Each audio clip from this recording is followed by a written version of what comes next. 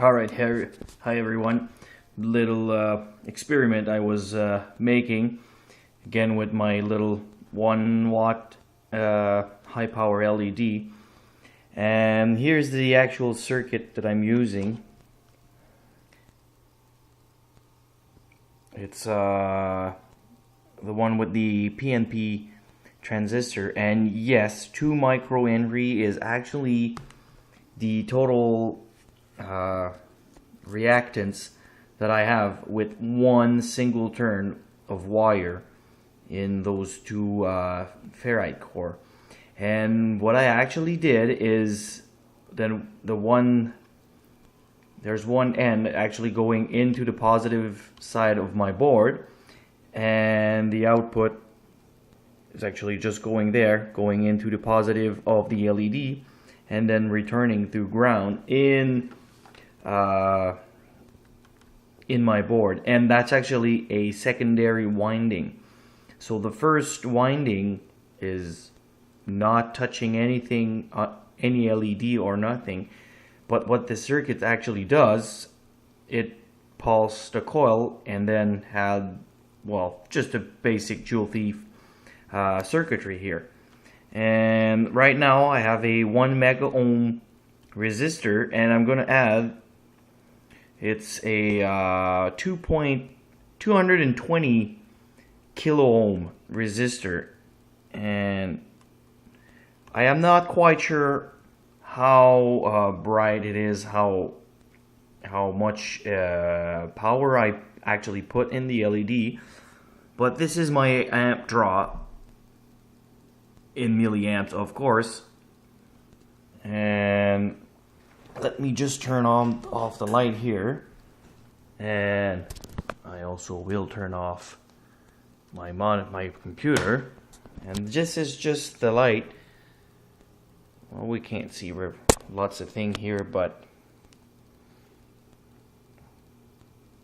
it's quite bright just for a little LED. And I thought it was worth sharing.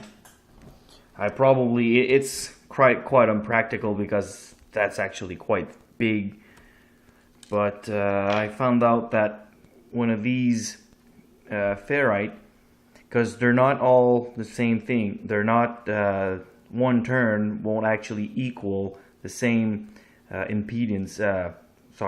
reactance of if you take two of the same core. There are some that are called high permeability, sorry for the bad word there, and they actually, with a single turn, this one will actually give me 1.5 microhenry, which is exactly the same as one of these. The thing is, that thing is smaller. Why? Well, beats me.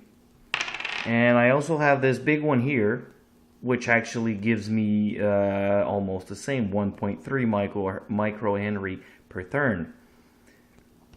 And I have another one lying around here, and 1 turn doesn't give me anything. So for those who wants to experiment with these, you'll have to find a core that fits what you need. And sometimes you can actually add them up, but it won't do much good if you're trying to make something small here.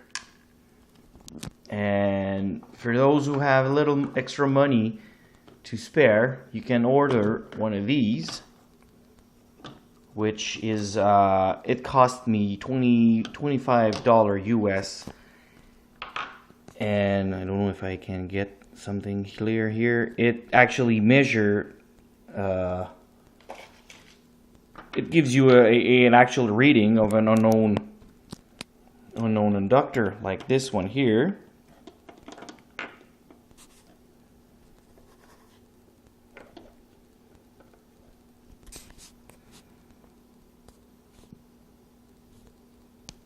Let's see. It's 12.72 microhenry. And it can go really low, like you can go almost to 10 nanohenry.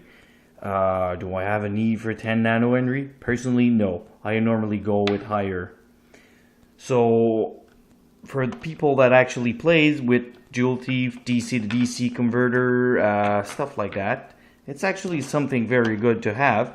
And this one actually also does capacitance at the same time.